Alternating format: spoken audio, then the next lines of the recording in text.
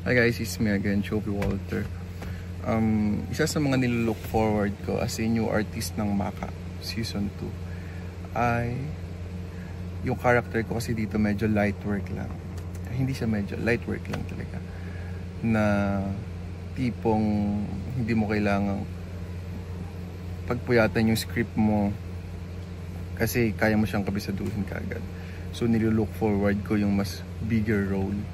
Yun, para syempre mas mahasa yung acting skills ko, and then mas, alam mo yun, mas madami akong matutunan pa, and alam ko sa sarili ko na marami pa rin akong kulang, na mas kailangan ko pang mag-level up when it comes sa pag-acting.